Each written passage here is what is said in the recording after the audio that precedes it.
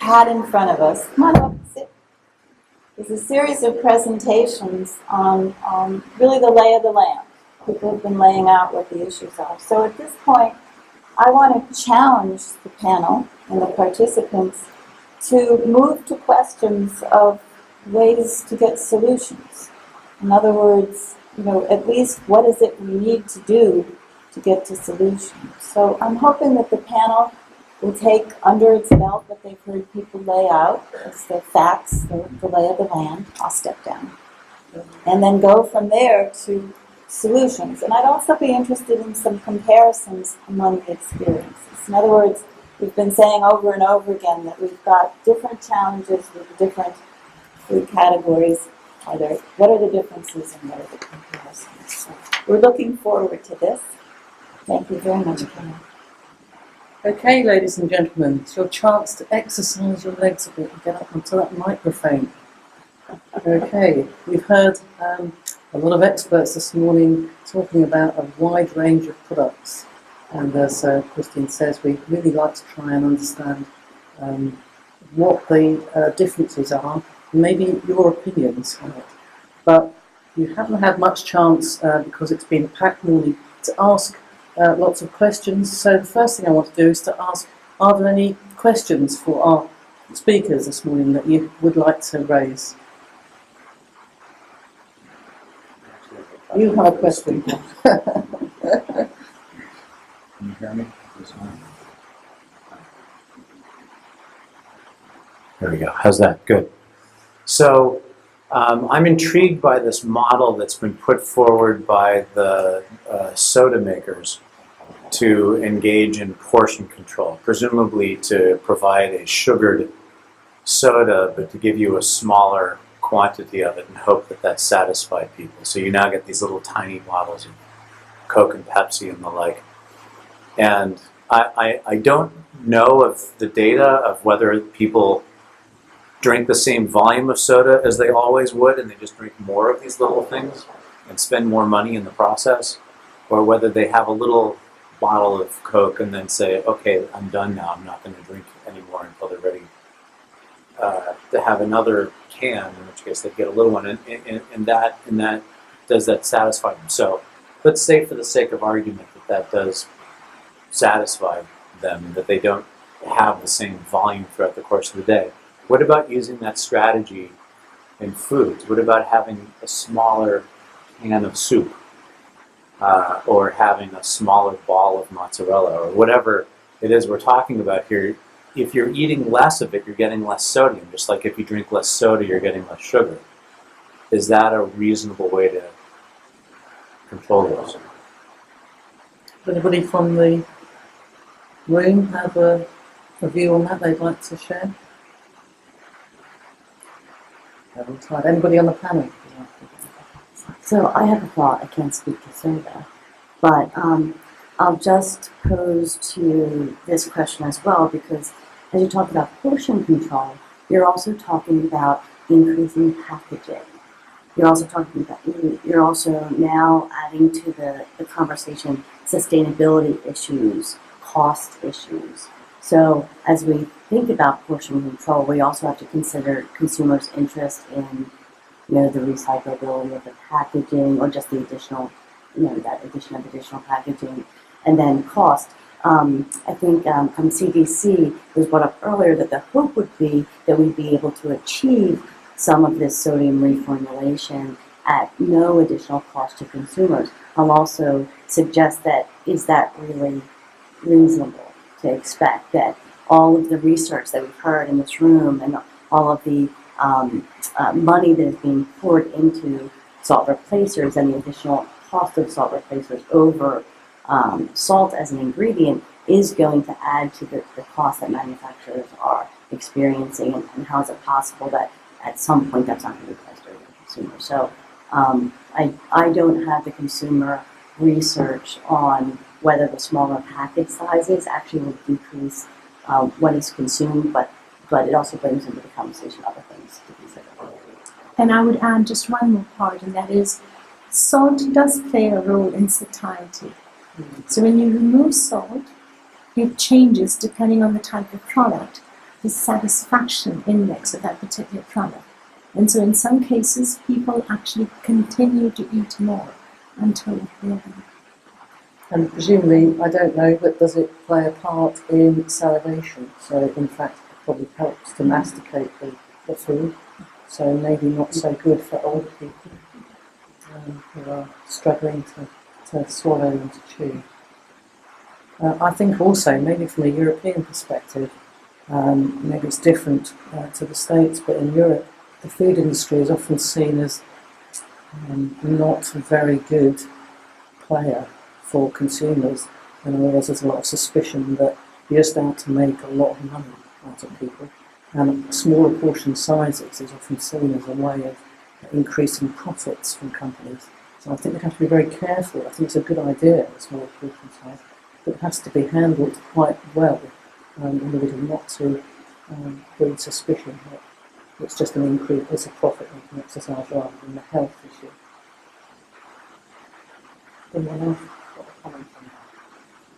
I agree with your comment in that I would like to do it that way, but I do know that when I was doing something that has individual microbiology a bit more.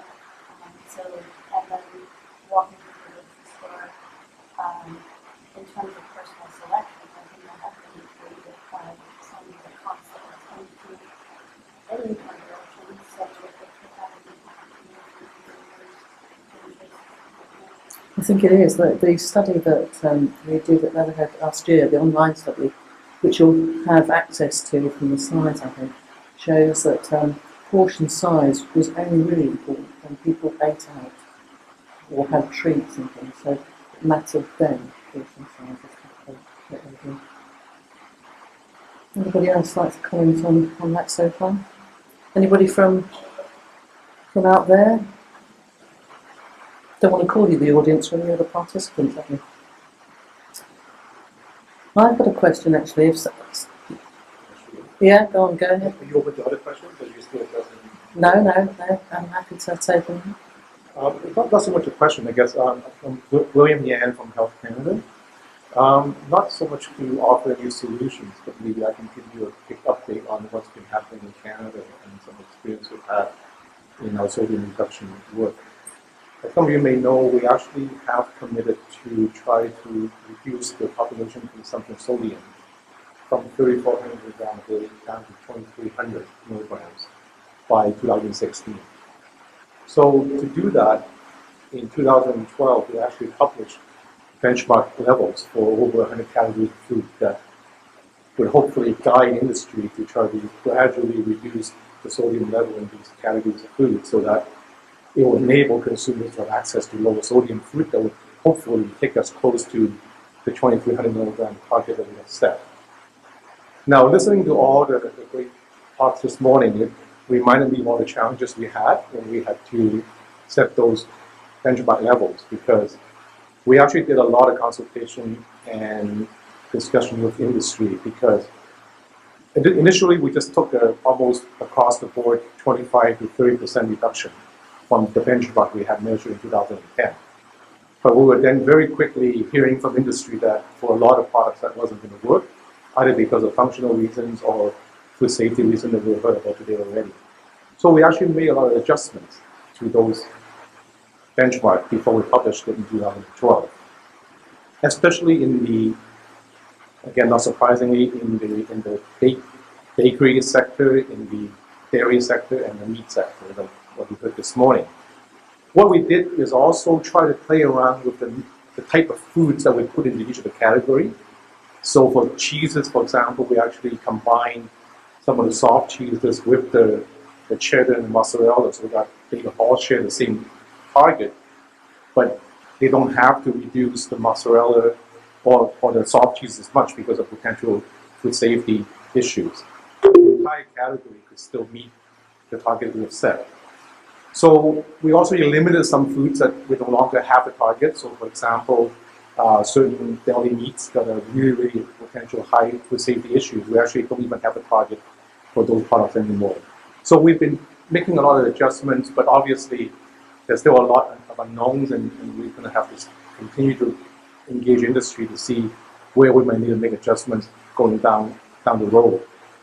The one thing that I do want to highlight though is that the whole talk about we need to do more research around consumer taste and texture and acceptability is really, really important, because just like the UK targets, the Canadian targets are based on sales-weighted averages. So we actually monitor if they're a low-sodium food. Is it actually one of the best sellers, or is it one that nobody buys, it just sits on the shelf? If it sits on the shelf, it's not actually going to show up as making a reduction. So this whole consumer uptake is going to be a key for us to know how well it's done by 2016. I do have one question, Paul, for you. You mentioned that in some of the studies where you put people in the study and you make them eat low sodium versions of the food, they will eventually adjust to that. But then the minute you put it on real world, they will go back to their old ways. But I thought I had heard or read some studies where it says over time they would actually adjust, and then when they go back and taste the original food, they'll actually find it too salty. They actually would prefer to stick with the lower version. So have you seen some evidence of that? Yeah, it's that's an excellent question. In fact, both are true. That what it means to be adjusted to a lower level of salt and find the optimal salt level to be a lower level is that those high levels are less than optimal. So if you notice if you remember the graph I showed you with salt and crackers, once they'd been put on a low salt diet, the highest levels of salt started to turn back down again. They thought that the crackers were too salty. So once they go off that diet and they're exposed back to the normal salt diet, they would find foods to be overly salty, but immediately after that reaction, within days of being exposed to that, they would then say, this rocks, this is what I want. And so the initial reaction is that, but then they say, okay, I'm back. Does anyone else on the speaker panel want to comment on that? One of the questions I have, and I think it relates to this, perhaps Paul, you know the answer. There's nutritionists like to do feed and bleed type studies where they look at what happens in the blood immediately after I had a particular meal. Has anybody looked at sodium in the blood after different meals, and how does that relate to the salt reduction and sodium reduction generally?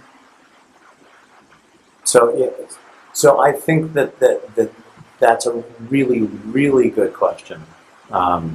And the reason is because I think that sodium is extremely parallel to blood sugar. That what you eat goes into your blood. And of course, if you eat a big bowl of noodles and all that sugar goes into your blood and stays there, you're in serious trouble. And if you eat a bag of potato chips and all that salt goes in your blood and stays there, you're going to die. So the issue here is not whether it goes into blood or not. It does. And the issue is not whether it clears the blood or not. It does. Because if it didn't, you'd be dead. Ultimately, the issue is the kinetics of this. It's really ultimately about how well you're clearing these things. And there really hasn't been a lot of study on salt. We've spent a lot of time focusing on this for sugar. People used to get glucose tolerance tests where they would look at your body's physiological kinetics. We're going to load you up with sugar and then see how rapidly you can clear the sugar. But no one has ever asked this question of salt. And whether it actually matters if you have been following a low salt diet compared to a higher salt diet. It'd be interesting to see whether that actually made an effect. Would anybody else like to comment on that area? Michael, you're waiting to ask a question. Absolutely. I don't want to keep you standing there all the time. Michael L. University of Georgia. Paul, I was intrigued by your point that infants and young children acquire a taste for salt. And what do we know about the salt content, sodium content, of infant formulas and baby foods and those types of foods that young children and infants are most often exposed to? That also is a good question. And what baby formula is, of course, produced almost like a medicine. It's extremely carefully regulated. But politics also plays a role, or public perception plays a role in how we make it. So human breast milk is really high in MSG, sugar, and salt. So what comes out of your mother's breast that you're feeding on is something that we say is not acceptable to put into formula. If you load up baby formula with sugar, MSG, and salt, you get yelled at. But this is in fact what human milk is. It's exceedingly high in glutamate, in fact. No one wants to have exceedingly high levels of MSG in baby food. And if you look at all the salts combined in milk, it's extremely high also. There's something like 1% salt by weight in milk. And that's not just sodium, it's calcium and potassium and all these other things. But the form that they're in has an impact on taste. So a baby being raised on breast milk versus a baby being raised on formula are being raised in totally different sensory environments. What they perceive in their mouth is quite different. Baby formula is made to not be salty or sweet or savory, and human milk is. And so I think that those two different things, of course they have to be in their overall contents very similar, right? So you have to find a way to get these things in, but you have to do it in a way that meets public acceptability. And doing that changes the way they taste. So I think that what the impact is on long-term, into adulthood, food preferences and likings is a function of whether you were formula fed or whether you were breast milk fed. Hasn't really been fully investigated. And I think the salt is one issue, but sugar liking is another, and savory food or glutamate liking is another. And I think those are all really important questions to ask. If I might add a little bit to that, what's happening right now in the infant nutrition space is a lot more of the proprietary formulas are becoming closer or coming closer and closer to mother's milk. Because what's happening is the dairy protein as is not what's being fed to infants. There are modifications being done through any number of processes to closely approximate mother's milk. So I think there's in that space a lot of manipulation, I suppose, of the components to bring them closer. And they are all, most of them are patented. And so you won't necessarily see these things out in public. And there's also the recognition that a lot more mothers, particularly in the areas where populations are growing very fast, are not breastfeeding. And so that's the attempt to kind of bring things a little closer to where they used to be. I do agree with the mineral issue because it is different for infants than it is for the general population. That's interesting. And in fact, if you're thinking about babies or very young children, looking at texture is actually very important. And as we've seen this morning, salt is important for texture because the texture of the food pieces of their food, and the baby food or the small portions they have, helps to develop their eating and swallowing and chewing reflex for life, for adulthood. So it's not just a matter of looking to see you don't choke a baby when you're preparing baby food. You're actually now really having to think about the texture that you're making and how that's impacting on their chewing and swallowing development. So that's quite important.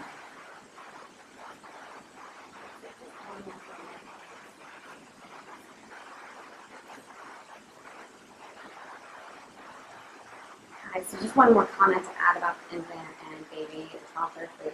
I can't really speak to formula, like Paul said. I think there's a lot of regulation around that and a lot of stuff that goes into that. But as far as infant and toddler food that's marketed to children over 2, CDC works closely with FDA and USDA to monitor sodium sources in the food supply. And quite recently we published a paper in the Journal of Pediatrics about sodium levels in infant and toddler foods and found that across several categories, sodium levels are quite high. And in addition to, like Paul said, sugar as well. our scientists are currently in the process of doing a reevaluation of some of that data, and it looks like possibly these things are trending downward, and that there is more availability of lower sodium products of foods marketed to children and toddlers over 2. So that's certainly very promising, and we look forward to continuing to see how that evolves over time. Thank you. Well, we've got a queue of people now, so that's great. Hi, I'm Karen McIntyre from Health Canada. And I had a question about something that you said earlier on, Kathy, and that was that you thought that if people were asked, they thought that they consumed probably a healthy amount of sodium. I was just wondering if you could elaborate on that a little bit. It's a curious kind of. I thought it was quite interesting that they did that, and I would have said I consume too much, but then I know that I consume too much. But the fact that people think they're consuming the right amount, I was thinking about this morning. We don't know why they think that, and they're probably wrong. But I suspect it's because they think in terms of what they control. And the only thing that they really control is the table salt, the shaker salt. So they're probably thinking that's what the question is referring to. They're not really thinking about salt in processed foods at all. So it's an interesting concept. And is it worth actually trying to get consumers to think more in terms of salt? Danger, is there any danger? You know, like the traffic light system, the first thing I look at when I look at processed foods is the calories, because I want to lose weight. That's what my doctor was told to do first, lose weight, because that will help my high blood pressure. He's not said take salt out of the diet. But should I be looking at a red traffic light for salt as well? Anyone else got a view on what consumers might be thinking? Okay, thank you. Hi, Peter Termino, Director of Science at Smithfield Foods. And maybe a little bit related to that, the consumer, we're a large producer of retail packaged meats and pork products, and also for the food industry ingredients, much like the pizza that Frito brings, we bring the pepperoni and so forth.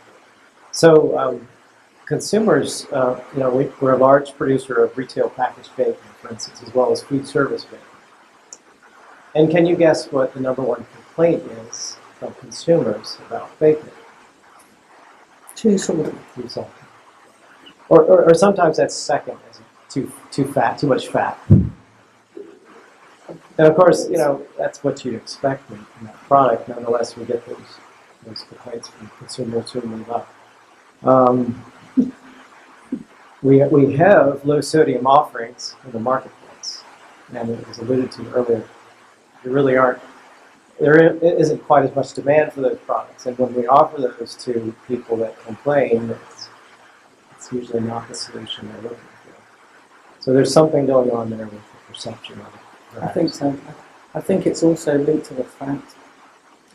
So I think if you combine salty with fatty in the right sort of amount of heat, then it's really, really attractive to consumers. Which is why a lot of fast food restaurants are very popular, because that's what you get. You get this fat hit and salt hit at the same time. Salt and sweet is also very nice. I don't know if anyone's tried chocolate and sweet at the same time. Probably should have a nice fat thing. It's very good. Can I ask a quick question to the panel? I mean, the paradigm is 2,300 milligrams per day.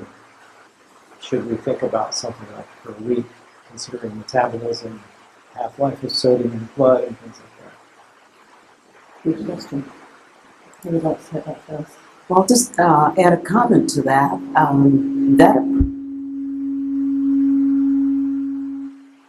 Did I do something? Too close.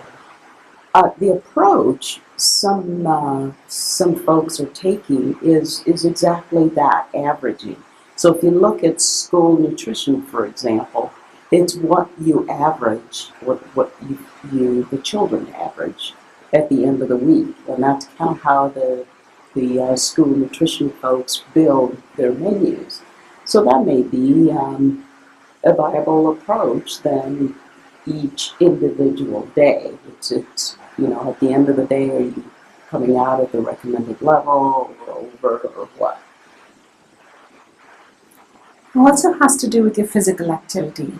Those who are physically active do need more salt and sodium. So is there a possibility of saying, if you climb these many stairs, you can have that slice of bacon? Because have some simple formulation so they can understand that there's this little bit of work to get the reward. That's a very good point, actually, because you know it's for calories, but we don't think it for salt at all. Very good point. Does anybody else have a comment on that? It's a great question. One other thing I wanted to add to Peter's earlier comment about what consumers will say.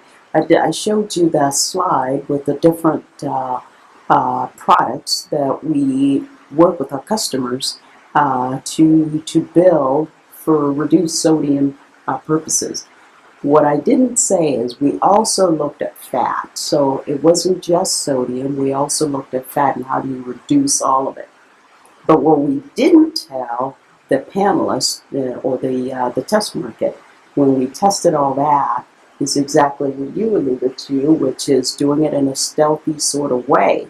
Because when you go out and say this is lower sodium, lower salt, or lower fat, the natural inclination is folks are going to sit back and go, it can't be good then. Yeah, it doesn't Right. taste as good. Right. So what we found is when we didn't tell folks, the results were a lot better than when they knew. Thank you. And I'm Chris Taylor, and I guess because we're getting real close to lunchtime, I really will be the last question. I wanted to ask this question all morning. I'm hearing the conversation about the need for research on taste. I want to ask each member of the panel if in one word or two words, putting aside research on taste, what would be your preference for the very next thing that needs to be researched on this? Whether it's texture or whatever, crystallize. Just give me 2 words from each panelist. Okay, can we start at the end then? That's a great question.